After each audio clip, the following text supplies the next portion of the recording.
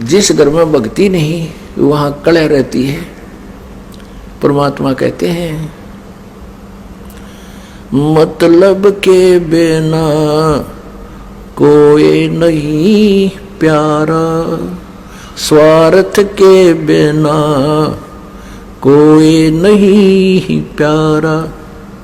जब तक बैल चले हड़िए में तब तक डालें चारा। जब तक बैल चले हड़िए में तब तक डालें चारा। दर्द होवे जब नाथ काट दे वो घर घर लाठे खारा।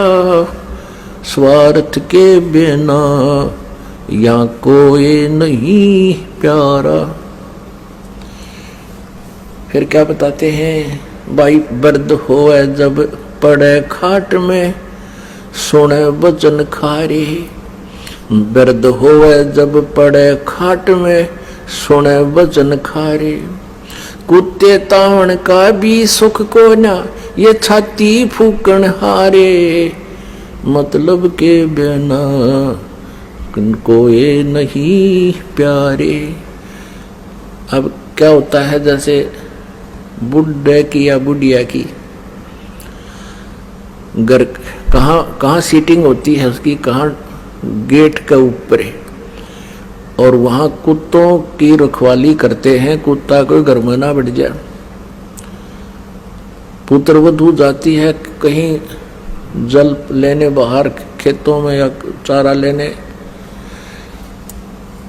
और पीछे तो कुत्ते बढ़ के दूध खराब करके, कोई रोटी खराब करके, वह पुत्र वधू आई भीतर देखा तो उसने देखा कि तो कुत्तों ने सारा काम बिगाड़ रखा है। तो फिर बुढ़िया पे गुस्सा उतरा करे, अब तुमने मेरी छाती फूक दी, मेरा लहू सुखा दिया, तुम्हारा इतना सुख भी को नहीं, तुम कुत्ते ता दो, कुत्तों को हटा दो। कहते कुत्ते ता उनका भी सुख को ना, तुम छाती फूकना रे। अब फिर वो बुढ़ा बुढ़िया रो अकेले, उस पुत्र वधू का तो बोल रहे कोई ना, अगर बोलोगे तो शाम में रोटी भी ना मिले। फिर रोते हैं कि देख हमने इनके लिए कितना किया, के सोची थी बेटे ने ब्याह होंगे, हमने सुख होगा, ये होगा, देख आज इसने छाती फूक दी, मारी कब ऐसे मेरी फूक दी। तो पुण्यात्माओं, ये बेट नेचुरल है, यहाँ रो चाहे को राजी रहो। इस काल ने हमें इस प्रकार परेशान कर रखा है और ऐसे ही रहेंगे। इसके विपरीत जो भक्ति करते हैं, परमात्मा का नाम लेते हैं, इस परमेश्वर की शरण में रह रहे हैं, तो उनकी स्थिति में फर्क पड़ जाएगा। क्योंकि यदि बच्चे भी भक्ति में लग जाए तो फिर तो मिनी सतलोक हो जाएगा आपका घर, ये सत्कर मान लेना। अब जैसे आप वृद्ध होंगे, बच्चे युवा होंगे, इनका विवाह भी होगा, सारे काम होंगे, ठीक है। माता पिता का स्वभाव होता है कि अपने बच्चों को अपने अनुभव अनुसार गाइड जरूर करें, उनको बताओ बेटा ऐसे कर लो, ऐसा कर लो, और वो नहीं मानते हैं कि नहीं पिताजी ऐसा ठीक है, हम ऐसा करते हैं, तो उसको ऑब्जेक्शन करने की जरूरत नहीं चाहिए। बुढ़ा अगर समझदार है तो कहना अवश्य चाहिए, क्योंकि हो सकता है कोई बात ऐसी भी हो जाए बच्चों के ना दिमाग में हो और वह बात सेट हो जाए पिता वाली माता वाली, और वो ऑब्जेक्शन करते कि नहीं ऐसे करेंगे, अच्छा बेटा कर लो, अपना माड़ा लेकर और करंट बदल ले, दूसरी तरफ मुंह फेर कर अपना मंत्र शुरू करते।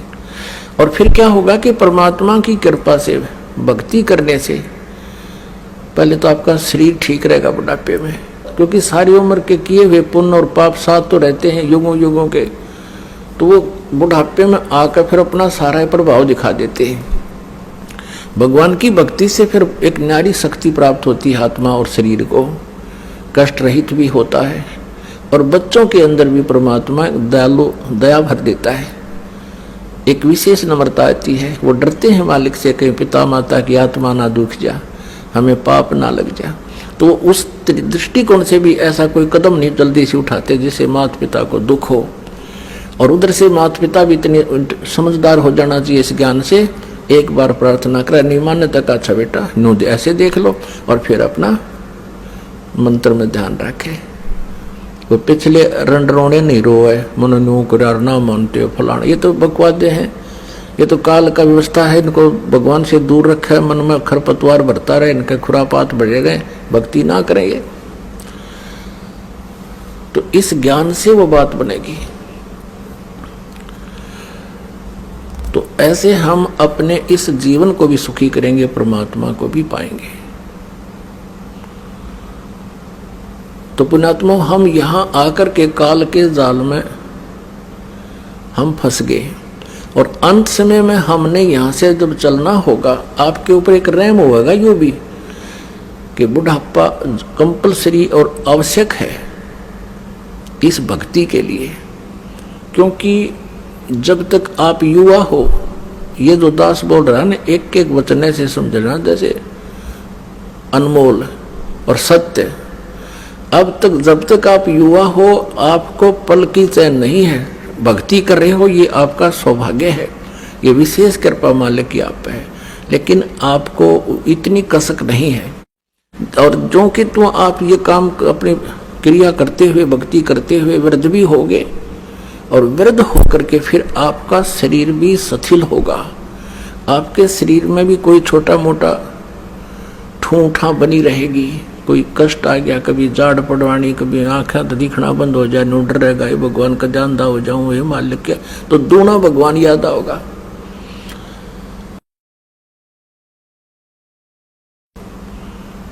ये वचन जो आज दास बोल रहा है, ये उसमें सारे ऐसे हो जाएंगे जैसे रजिस्ट्री कराए पाछा पक्का काम हो जाता है।